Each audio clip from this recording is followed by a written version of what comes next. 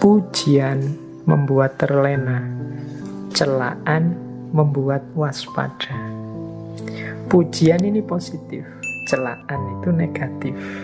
Tapi kadang-kadang justru kebalikannya. Yang positif membuahkan hal negatif, yang negatif membuahkan hal yang positif. Jadi kadang-kadang orang itu begitu banyak dipuji, dia terlena.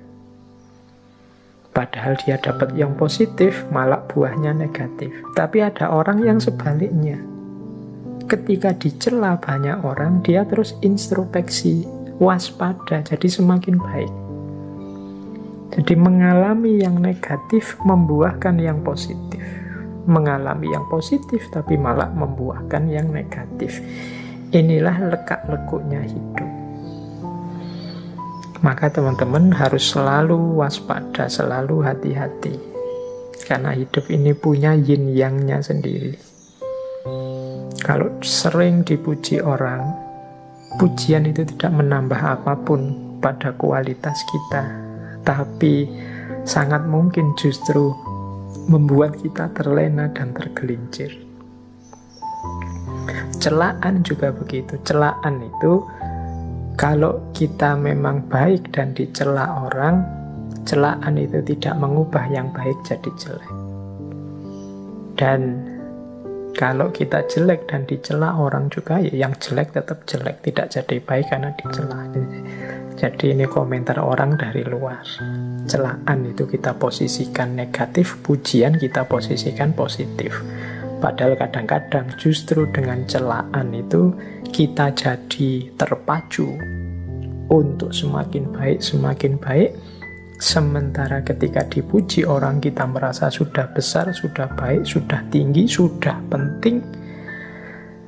Akhirnya kita terlena. Nah, hari ini kan peradabannya peradaban pujian dan celaan lewat komen-komen di medsos. Kita harus selalu waspada. Kita misalnya posting apa yang kelihatannya positif, bagus, terus yang like banyak, yang komen positif banyak, terus kita seneng, terus kita bangga, kita merasa sudah besar, kita merasa sudah tinggi. Akhirnya justru kita mandek, wong merasa sudah besar, akhirnya justru kita tergelincir. Sebaliknya kadang kita dikomentari jelek, kadang kita tidak dianggap, membuat kita terpacu untuk berkarya terus, lebih baik terus, dan sebagainya. Maka penting kita hati-hati karena hidup ini ada yin, ada yang. Ada pasangan-pasangan positif dan negatif. Yang positif pujian, ternyata ada pasangan sebaliknya, keterlenaan, ketidakwaspadaan. Yang negatif celaan, ternyata ada pasangan sebaliknya, keterpacuan, semangat untuk lebih baik. Jadi di balik musibah ada karunia. Musibah itu sesuatu yang kita menangkapnya sebagai negatif, sementara karunia, anugerah dari Allah itu kan sesuatu yang kita tunggu-tunggu, kita posisikan sebagai positif. Ternyata dua hal ini seperti keping mata uang, yin dan yang tadi. Di balik musibah ada karunia. Kita diberi pandemi ini, sebenarnya hikmahnya, manfaatnya banyak luar biasa, kecuali yang tidak mau membaca dan memanfaatkan momen pandemi ini dengan segala dinamikanya. Ada sangat banyak karunia-karunia. Mungkin bagi banyak orang dengan musibah ini dia lebih dekat dengan keluarganya karena tidak boleh kemana-mana. Selama ini sibuk di kantor saja, sibuk kemana-mana kerja. Sekarang bisa dekat dengan keluarganya. Mungkin bagi orang tertentu musibah ini membuatnya punya banyak kesempatan untuk mengupgrade kualitas dirinya. Banyak kesempatan untuk muhasabah, introspeksi, banyak kesempatan memperbaiki diri. Yang kemarin hanya niat-niat saja untuk semakin dekat dengan Allah, banyak ngaji, banyak sholat, sekarang banyak waktunya. Kemarin banyak alasannya, sekarang alasannya sudah hilang, dibantu oleh corona.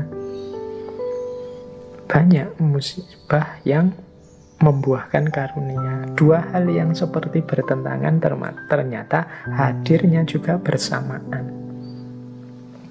Ya wis, teman-teman sendiri yang bisa membaca ya, hikmah-hikmah apa dari musibah dan karunia. Mungkin kita pernah ngalami drop dalam hidup, tapi justru drop itu jadi titik balik kita bisa bangkit lagi secara luar biasa. Teman-teman bolehlah membaca kisah-kisah para CEO besar, kisah-kisah orang besar. Itu pasti ada momen-momen beliau jatuh sejatuh-jatuhnya, tapi justru momen itu jadi awal kebangkitan setinggi-tingginya. Jadi di balik musibah ada karunia-karunia. Mungkin ada teman-teman yang kuliahnya sampai drop out, tapi justru karena drop out itu dia akhirnya hidup dengan tidak mengandalkan ijazah dan gelar, dan ternyata dia lebih sukses dari itu. Nah, itu juga ada.